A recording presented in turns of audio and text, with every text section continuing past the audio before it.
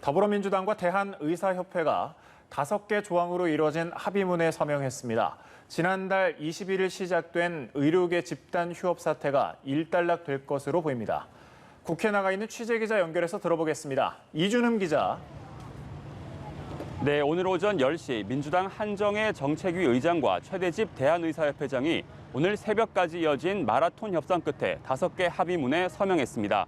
이에 따라 지난달 21일부터 약 보름 가까이 이어진 의료계 집단 휴진 사태가 마무리될 것으로 보입니다.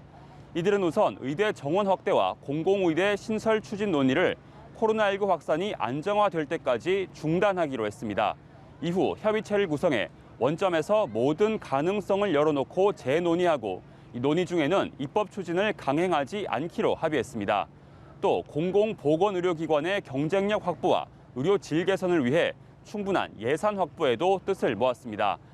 전공의 특별법 등을 통해서 이 전공의와 전임의 등의 근로 조건 개선을 위한 지원 방안도 마련하기로 했고, 민주당과 의사협회는 또 코로나19 위기 극복을 위해 긴밀하게 공조하고 의료인 보호와 지원에 대한 구체적인 대책 마련, 또 향후 정부와의 합의 사항 이행에도 노력하기로 했습니다. 이번 협상은 지난 1일 한정혜 의장과 최대집 회장의 비공개 회동에서 실마리를 찾았습니다.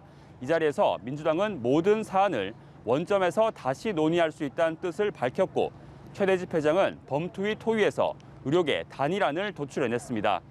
다만 오늘 서명식에 이 최대집 회장이 예정 시간보다 1시간 반 가까이 늦게 도착했는데요. 그만큼 이번 합의에 대한 의료계 내부 반발도 상당한 것으로 보입니다.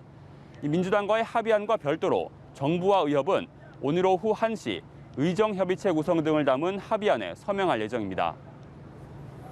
네, 지금 이 기자가 서 있는 곳이 국회 잔디밭으로 보이는데 코로나19 확진자 발생으로 오늘도 국회가 사실상 문을 닫는다고요?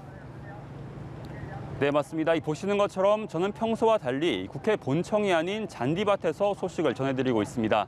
어제 국회 본관으로 출퇴근하는 국민의힘 당직자 한 명이 코로나19 확진 판정을 받아 국회가 오늘 다시 한번 문을 닫았기 때문입니다.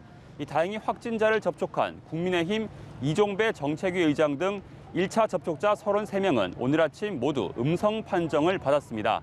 하지만 역학조사 과정에서 추가 검사가 필요한 27명이 추가 확인되면서 이들의 선별 검사 결과가 나오는 내일 국회 청사 운영 방침이 다시 결정될 예정입니다. 한편 이종배 의장과 주먹 인사를 했던 민주당 이낙연 대표는 이 선별 검사 대상은 아니지만 만약을 대비해 또다시 코로나19 검사를 받은 것으로 전해졌습니다.